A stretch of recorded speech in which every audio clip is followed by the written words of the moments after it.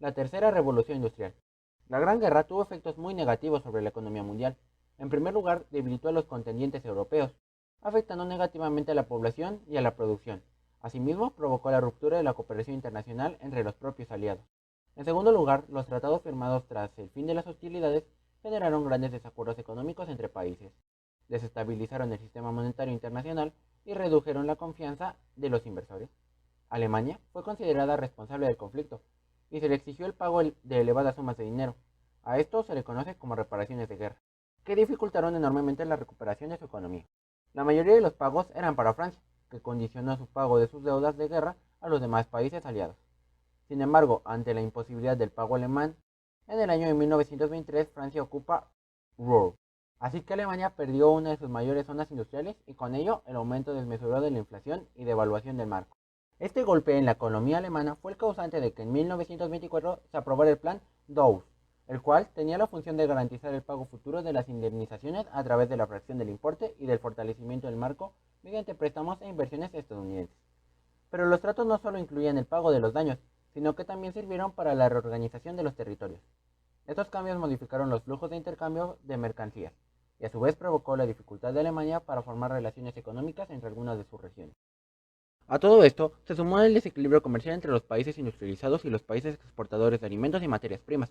La recuperación de la producción de los países contendientes provocó un exceso de oferta de alimentos y materias primas, causando descenso en los precios agrarios, e importaban más de lo que exportaban, y necesitaban capital exterior para compensar el déficit. La Gran Guerra a su vez aceleró la consolidación de la supremacía de Estados Unidos frente a Gran Bretaña. ¿Qué quiere decir supremacía?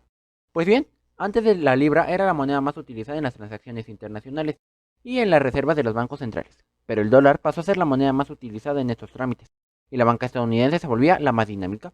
La economía estadounidense creció gracias a una profunda transformación productiva dominada por la innovación técnica y los cambios en la organización del trabajo, que caracterizaron la segunda revolución industrial. Y como consecuencia se produjo un gran aumento de la productividad muy superior a la economía europea, lo cual permitió reducir los costes de la producción. Todo esto tuvo efectos muy positivos en el empleo, lo cual a su vez generó un aumento de la demanda y estimuló el crecimiento en la oferta, trayendo consigo prosperidad entre 1922 y 1929. En el año de 1925, los beneficios empresariales empezaron a invertirse no en sectores productivos, sino en los circuitos de crédito y en la bolsa. Pero ustedes se preguntarán, ¿qué es la bolsa? Pues bien, la bolsa es un organismo de carácter público, en donde se realizan operaciones financieras de compra y venta de acciones. Ya sé, ¿qué son las acciones? Las acciones son un fragmento del valor total de una empresa. Al adquirir una acción obtienes el derecho de recibir una parte proporcional de las utilidades generadas. A estas utilidades se les conoce como dividendos. Como la gente común era próspera, empezó a invertir en la compra de acciones. Sin embargo, como todas las personas buscaban comprar una acción, ocasionaba una gran demanda. Incluso se endeudaron para adquirirlas. Y por lo tanto las acciones dejaron de valer por sus beneficios. Y comenzaron a hacer un intento de recuperar lo invertido. Y así llegamos al crack del 29, que tuvo sus inicios un jueves 24 de octubre de 1929.